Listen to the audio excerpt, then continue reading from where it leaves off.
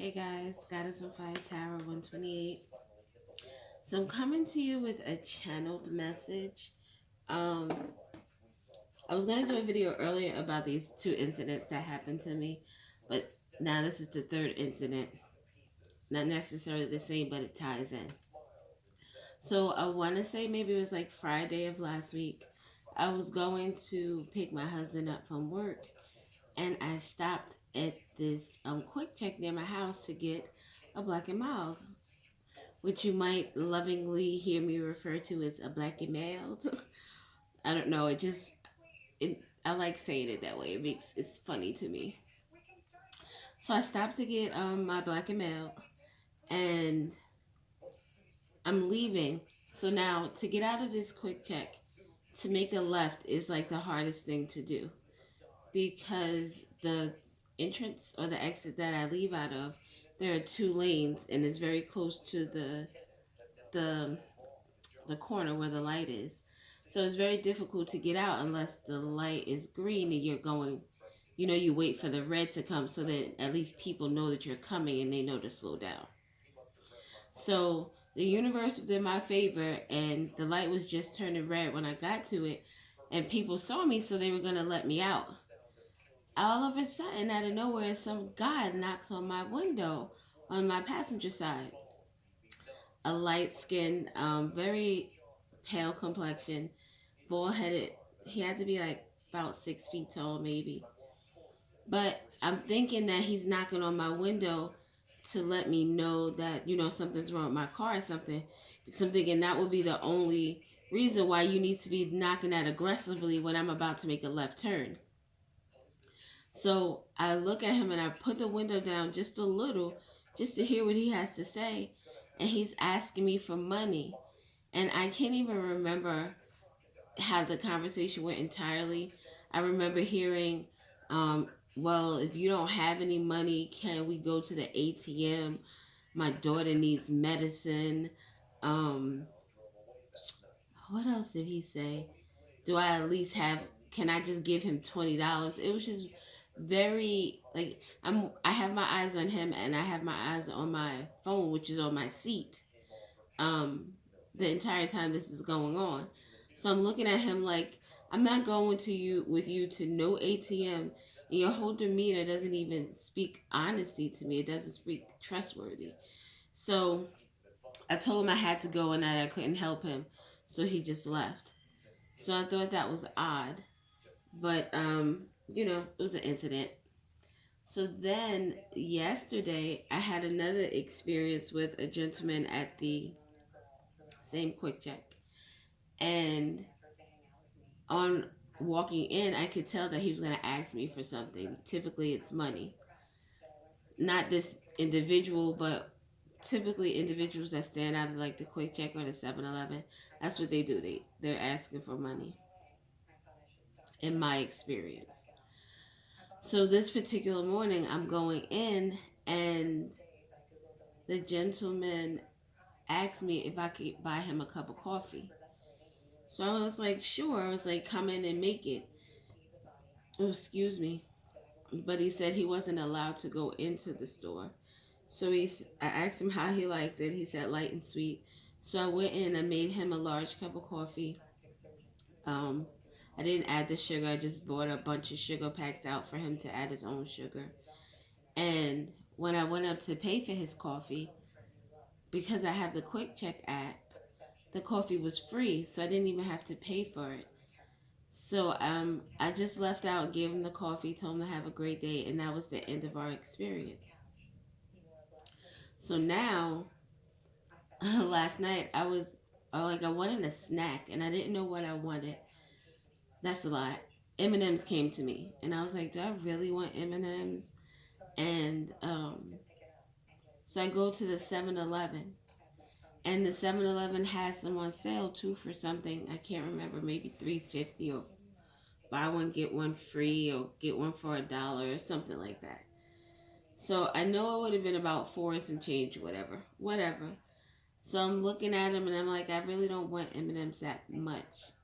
So I said, you know what, forget it. I think I just got like a pack of donuts, like coconut donuts or something. They were like $1. So I get that and I leave. So today, black and mailed in hand, I go into the quick check and in getting my black and mild, I was thinking I want a snack again. Like I've been having sweet cravings lately. So I said, you know what? Maybe you should get those M&Ms. So I look in these single packs here of the M&Ms. Is my phone dying? Let me just plug it up just in case, cause it looks kind of dark. So anyway, so I go in and I'm like, you know what? Just get the M&Ms, because I was thinking about Snickers, but they had like the big ones, and then I don't know. I didn't want that much chocolate, I guess. Yeah, my phone was dying. I didn't want that much chocolate, so I was like, forget it. I'll just get the M&Ms, and the M&Ms were two for $2.50. So I was like, okay, sweetness. So I came in the house and I'm thinking, um, wow, the 250, they were two for 250. Like the twos are significant about choices, and especially in terms of the energy that I had with these two particular situations that came up recently. And there's going to be a need for you to make a choice that may be difficult or come with some type of conflict with regard to the 525. Um, but just really quickly, they were two for 250, and the M&Ms have 250 calories on each package. I've already eaten one, so that one is already gone. But the 2 and the 5 is very significant. There's going to be a choice that needs to be made. You're going to need to impart on your intuition in order to make the correct decision. One decision can put you in a position where you're at a loss, put you in a position where you're going to put a lot more effort into getting this, I don't know, favor done or doing whatever it is that you're being asked to do. It's going to take a lot more out of you, and you're still going to lose in the end. You're going to be, it's, it's going to turn more into a lesson as opposed into a blessing. The other decision that you're going to have to make may put you out of your way just a little. Nothing crazy, because you were going in that direction anyway. But that decision is going to put you in a place where you're being helpful to someone who is in need. You are generally and authentically helping someone and giving them the assistance that they need. And this 2 and this 5 breaks down to 7. This is you being in your God body. 7 is your God body for me. You are in a spiritual place where you are aiding, you are giving, and not in, like I said, not in ways that are going to put you out, but just in ways that are putting you on the path that you need to be on. This spread I actually did before I went to the store, which is kind of, it kind of goes with the energy with those two scenarios that I just gave you, or three in particular with the M&Ms. And M and M may be significant. Maybe there's M is significant for someone.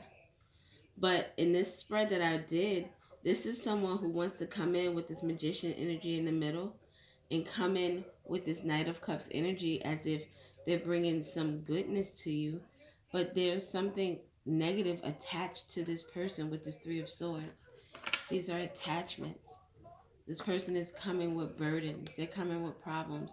They're coming to try to interfere on your happiness with this 10 of Cups here, with next to the manipulation, next to the Three of Swords, next to the Three of Pentacles. They want to work at making something unhappy for you. But I like these light seer cards because they have like little specks of white, like orbs. If Yeah, I'll call them orbs. And depending on the cards, the orbs kind of connect to each other. This manipulation, this Three of Swords, is trying to work with you to get on your good side, but there's nothing good about this offer. There are no orbs that connect to any of these cards. If anything, there's protection around you, whether it be physically or spiritually. Definitely both. I'm sorry. It's definitely both. Because as above, so below. If you're protected in the spiritual realm, you're protected here in the 3D. And protection doesn't necessarily mean you have armed guards outside your house 24/7, although spiritually that could be the case. Um, but is the divine putting certain obstacles in a person's way in order to deter that type of energy to get to you or to affect you? It could be as simple as you are going somewhere, you need to leave at 10:30 and you end up leaving at, I don't know, let's say you end up leaving at 10:15 because you had a little extra time and you wanted to take your time and see the sights. And in you leaving at 10:15 instead of 10:30, you averted something that would have been in your way. Maybe a neighbor could have came next door, and typically this sweet old woman will talk your ear off and there's no way to get away from her, but because you left at 10:15, you averted that energy. So it could be a number of things, but what I'm saying is you don't have to worry because you are protected. You are still in this hangman card. For me, this is enlightenment. This is you changing your perspective and seeing things in such a way that it gives you more of a bird's eye view. You see things not just from your point of view, but the point of view of others. And you take that stuff into consideration, but ultimately, at the end, it affects you. So, whatever is best for you. And maybe that is something you're changing with this hangman energy. And because you change that energy, whoever this person is that's trying to come in, they don't know what to do. The swords cards out here that are representing this energy, the Three of Swords, the Nine of Swords, and the Five of Swords here at the bottom of the deck. With this Knight of Swords, someone wants to come in, they want to be impulsive, and they're not thinking about like what could happen because they're so focused on what they want to happen, which is not going to happen, which is crazy. So I hope this is helpful to someone. Uh, there may be, like I said, a decision that needs to be made for that you have to make, and there's a need for you to kind of, not kind of, you have to use your intuition and do. You want to be helpful to people again, as helpful as you can, without it affecting you in such a way that now you're drained, now you're tired, now you don't have enough energy for you in your endeavors and your loves and spending time with your family or shit just watching Netflix. Like, make sure that whatever you're doing, whatever decision you make, ultimately is not going to impact you in a negative way. So that is all I have. I hope everyone is doing well today, and thank you for listening. I truly appreciate it. Have a good one.